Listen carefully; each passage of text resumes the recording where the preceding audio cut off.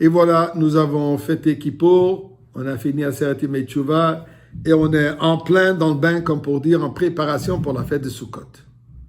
La construction de la Soukha. Trouver, acheter le lulav et les trocs qui nous convient. Et toutes les préparations qui viennent avec cette fête particulière. Et surtout de nos jours, que la fête, telle qu'elle se présente présentement, différente. Chacun a besoin de se construire sa propre soukha, puisque les soukhas publics n'ont pas le droit d'avoir plus que quelques personnes. On n'a pas, ici à Montréal, on n'a pas le droit d'avoir des invités chez nous. Donc, chacun doit se construire une soukha. Alors, c'est quoi la définition de la soukha? C'est quoi le sens de la soukha? Eh bien, je voudrais partager une pensée avec vous, basée sur le Shulchan Aruch qui dit la chose suivante. Comment est-ce qu'on accomplit la mitzvah de la soukha? Eh bien, il dit, Ketzat mitzvah yeshivat besouka. Comment est-ce qu'on accomplit la mitzvah? Il dit simplement, Sheyeh ochel veshote, qu'il mange, qu'on dort, qu'on boit, et on habite. V'dor basouka kol shivat hayamim. Et on habite dans cette soukha, ben bayom ou ben balayla, jour et nuit, nous devons résider dans cette soukha, tel que nous résidons, en général, dans notre foyer. Et il continue, et pendant ces 7 jours, v'chol shivat yamim, et pendant ces 7 jours, ose adam et beto arai, une personne doit considérer sa maison temporaire, v'tsukato keva. Et c'est sa soukha qui devient permanente.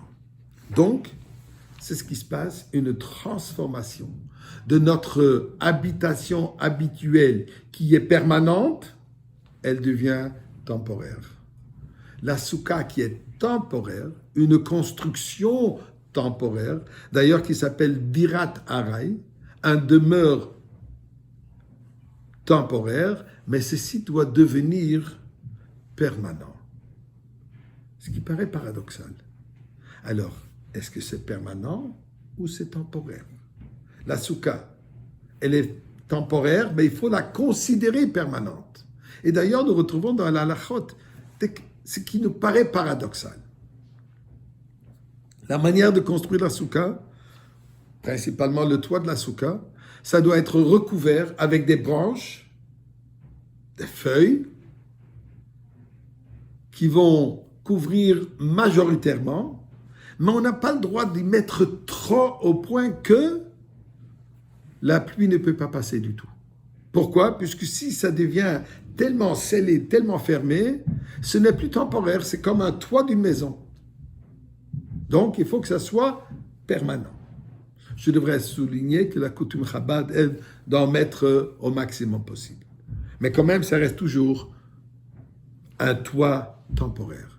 Mais de l'autre côté, la halakha nous dit qu'ici, il pleut durant la soukha, strictement d'après la halakha, on n'est pas obligé de manger dans la soukha, sauf la première nuit. Bien sûr, les chassidim et ceux qui se comportent comme un chassid, ils vont manger même quand il y a la pluie. Mais strictement d'après la halakha, pourquoi on n'est pas obligé de rester, de manger dans la soukha ou de dormir dans la soukha? Puisque dans son foyer à la maison, si le toit coule, s'il y a de la pluie qui rentre dans la salle à manger, on ne va pas manger là-bas sous la pluie. Donc, étant donné qu'il faut vivre dans la soukha telle qu'on vit dans la maison, on n'est pas obligé de manger dans la soukha quand il pleut. Donc, d'un côté, on dit que c'est comme une maison, de l'autre côté, on dit que c'est temporaire. Quand on va à la campagne, oui, parfois, ça arrive qu'on mange dans la pluie. Alors, si c'est dans la campagne, pourquoi je ne devrais pas manger dans la soukha? Donc, qu'est-ce qu'il nous dit? Qu'il y a dans la soukha les deux aspects. L'aspect temporaire et l'aspect permanent. Une histoire du Maguide de Mezrich, qui vivait d'une pauvreté terrible. Un chassid qui est venu lui voir dire « Comment est-ce que vous pouvez vivre dans cette situation? Permettez-moi de vous amener du meuble comme il se doit. » Et le Rebbe lui dit « Je m'excuse, quand tu es ici en visite, où est-ce que tu es? » « Ah, je suis dans le motel. Est-ce que tu as tous tes besoins? Est-ce que tu as tout le confort? » Il dit « Pour le moment que je suis là, c'est confortable. C'est bien sûr, c'est pas ce que j'ai chez moi à la maison. Mais en voyage, ça me suffit. » Lui dit le Rebbe, le Maguide de Mezrich, on est tous ici des voyageurs. Pour ce moment qu'on est là, ça me suffit. Mais dans ma maison permanente, là, absolument, je veux le luxe. Nous dit la soukha de comprendre Qu'est-ce qui est permanent et qu'est-ce qui n'est que temporaire? Le monde matériel ici est temporaire. Qu'est-ce qui est permanent? La mitzvah, Torah et mitzvot, c'est ça ce qui est permanent. La soukha symbolise cette transition de réaliser qu'en réalité, nous sommes dans un état de transformation.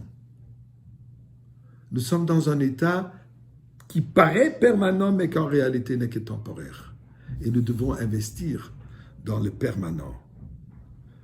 Nous vivons aujourd'hui cette période où nous réalisons que tout ce qui se passe avec nous, c'est temporaire.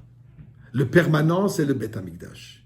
Et d'ailleurs, nous prions à Kadosh Baruch Hu, que cette fête de Sukkot, que nous puissions tous ensemble fêter dans la grande Soukha, où le Am Israël sera unifié tous ensemble à Yerushalayim avec Mashiach.